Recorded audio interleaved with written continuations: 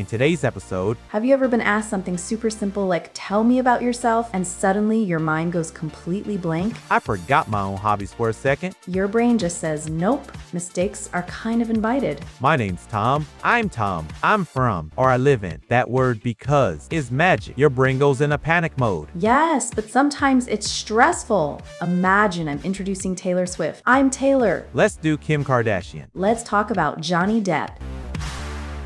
Welcome back to StoryOrbitEN, and let me start with a question for you, Tom, and also for everyone listening. Have you ever been asked something super simple like, tell me about yourself, and suddenly your mind goes completely blank? Oh wow, yes, that question is dangerous. It looks friendly, but inside it's a trap. You think, I know myself, I live with myself every day, and still you freeze. I've had moments where I forgot my own hobbies for a second. Same here. It's funny because we talk about ourselves all the time in our heads, but when someone asks us to do it in English especially, it feels like pressure. Suddenly you're thinking about grammar, vocabulary, pronunciation, and your brain just says, nope. Exactly, and today that's what we're going to talk about. How to talk about yourself in English without sounding like a robot, without panicking, and without memorizing some weird speech that doesn't sound like you. Yes, because this episode is not about creating the perfect answer. It's about sounding natural, relaxed, and human. And making mistakes is totally allowed. Actually, mistakes are kind of invited. I love that. Mistakes are guests at the party. And if you're listening right now, maybe you're learning English and thinking, I need to say my name, my age, my hobbies, my whole life story, all in perfect English. Relax. You don't. Let's start very simple. The first thing people usually say is their name. Sounds obvious, right? But even here, people overthink it. Totally. People think they need something fancy, but my name's Tom is enough. Or I'm Tom. That's it. Short, clear, friendly. And notice how you said my name's and not my name is. That apostrophe sound is very natural in spoken English. It sounds more relaxed. Yes, contractions are your friends. When you say I am Tom, it sounds like a robot introducing itself in a movie. When you say I'm Tom, it sounds like a person. Exactly. And listeners, you can try this right now. Say out loud, I am from New York, and then say, I'm from New York. Which one feels more natural to you? And that brings us to the next classic thing. Where you're from. People often say I'm from or I live in, and you don't need to explain your whole country unless someone asks.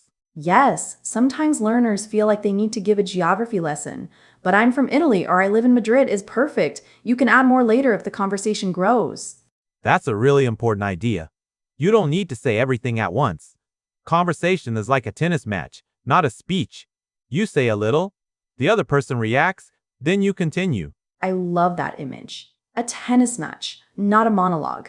And this connects with one big mistake learners make. They memorize long answers. Yes, please don't do that. Memorizing is tempting because it feels safe. You think, if I remember this text, I won't make mistakes. But the problem is, if the question changes a little, panic arrives.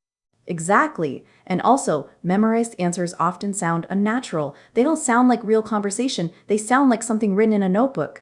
And if you forget one word in the middle, everything collapses. It's like a house of cards.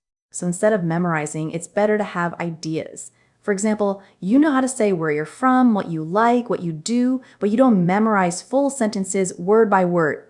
Right, let's talk about age, because this is another classic. People say, I'm 35 years old. That's correct. But in real conversation, many people just say, I'm 35. Yes, years old is correct and totally fine, but dropping it sounds more natural. If you say, I'm 35, no one is confused. And if you don't want to say your age, that's also fine. You can say something like, I'm in my 20s or I'm in my 30s. That's a great expression. I'm in my 20s means from 20 to 29. It's vague, but very natural. And listeners, this is useful if you don't remember numbers easily in English, or you just want to be a bit mysterious. Mystery is good. Now, another very common topic is school or work. People often ask, what do you do?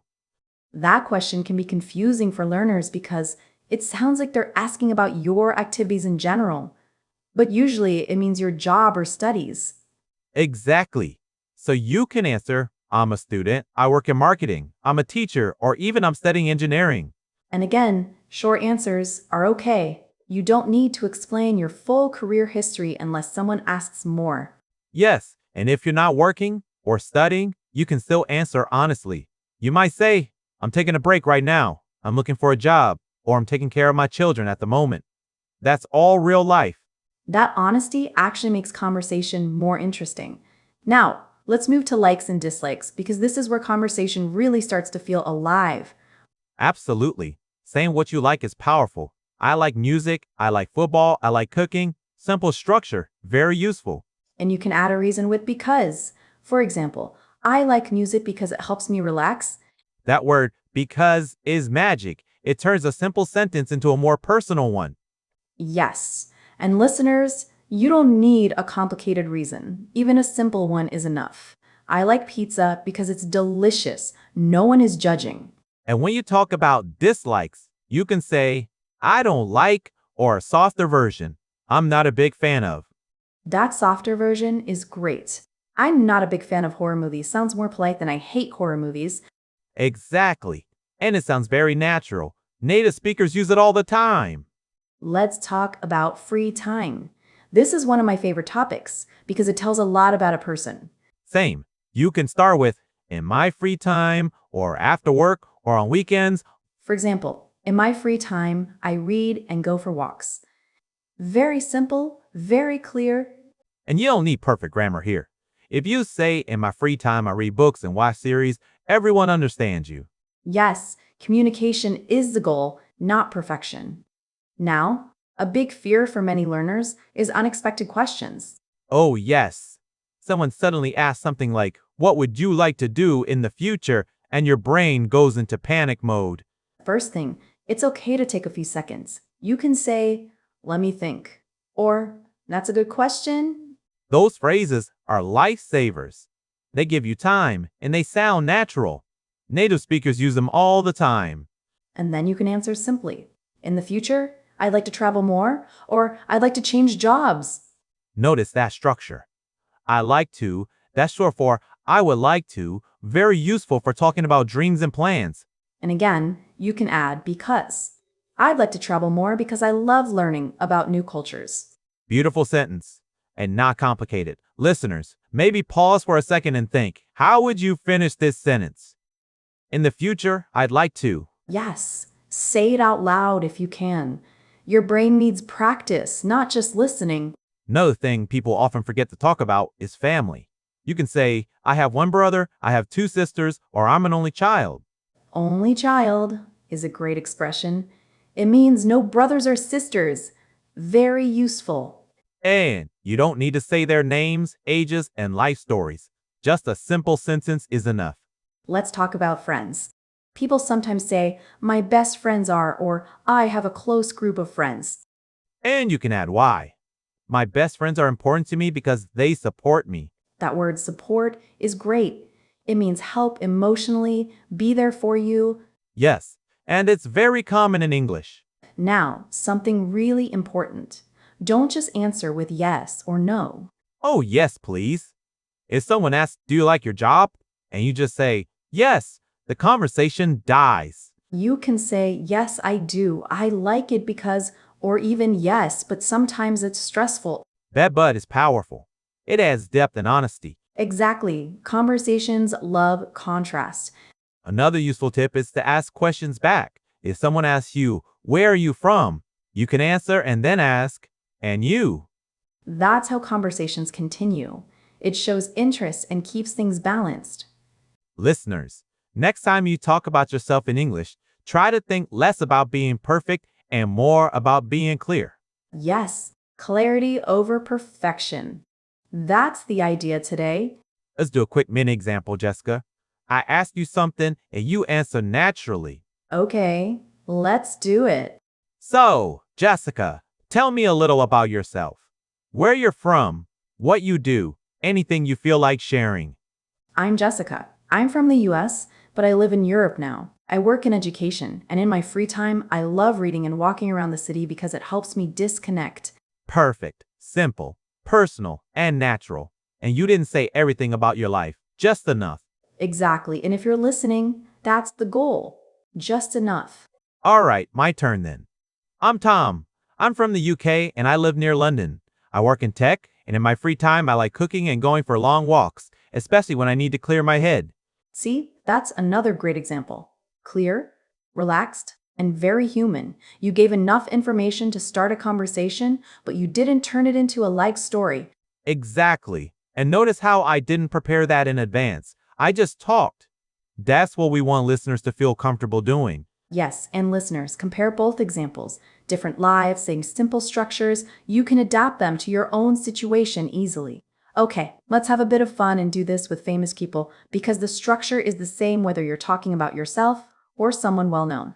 Yes, this is great practice because if you can do it for a celebrity, you can definitely do it for yourself. I'll start. Imagine I'm introducing Taylor Swift in a simple, natural way. She might say, I'm Taylor. I'm from the US, and I've been making music for a long time. I'm a singer and songwriter, and I love telling stories through music because it helps me connect with people and share my experiences. That's perfect. Simple sentences, clear ideas, nothing complicated, and notice how you didn't list every album or every award. Exactly. Just enough to start a conversation. All right, my turn. Let's do Kim Kardashian. She could say, I'm Kim Kardashian. I'm from Los Angeles and I live there most of the time. I work in business and media and I'm involved in different projects. I enjoy creating brands and working on new ideas because I like building things and seeing them grow. That's such a good example because it shows you don't need fancy vocabulary. I enjoy because these are everyday structures. Yes, and learners sometimes think famous people need special grammar. They don't. English is English. Okay, last one, and I'll let you do this one too. Let's talk about Johnny Depp. All right. He might say, I'm Johnny. I was born in the US and I've lived in different places over the years. I'm an actor and I've worked in many different kinds of films. In my free time, I enjoy music and art because they let me express myself and relax when I'm not working. That's great. And listeners, notice something important. Past tense appeared naturally there. I was born in. Yes, that's a very common phrase when talking about yourself. I was born in 1990. I was born in Brazil. Simple past, very useful. And again, none of these examples are perfect or complete. They're just natural. Exactly. If Taylor Swift can keep it simple, so can you. I love that idea. And listeners, you can try this too. Pick a famous person you like and introduce them using just 4 or 5 simple sentences. Then switch it to yourself. Same structure, different details. That's how English becomes practical, not scary, and also more fun. Talking about celebrities is always a good icebreaker. Before we finish, let's quickly recap what we covered today. The big idea was simple. Talking about yourself in English doesn't need to be perfect, memorized, or stressful. We started with the basics, your name, where you're from, where you live, and what you do, using natural phrases like I'm from, and I work in. We talked about age with options like I'm 35, I'm in my 20s, and choosing what feels comfortable for you. We covered work, study, and real-life situations too, including answers like I'm taking a break right now, I'm looking for a job, or I'm taking care of my children at the moment. Then we moved into likes, dislikes, and free time using because to add personality and softer phrases like I'm not a big fan of. We also shared phrases that help when you need time to think, like, let me think, and that's a good question. And finally, we showed that the same simple structures work for everyone, whether you're talking about yourself or even a famous person. So remember, keep it simple, be clear, and don't try to say everything at once. Now it's your turn. Write a comment and tell us a little about yourself. Use at least one of these expressions. Or write one sentence about your future plans. Practice is everything. Thank you for spending this time with us on StoryOrbitEN. See you next time. And remember, your English doesn't need to be perfect to be powerful. Bye!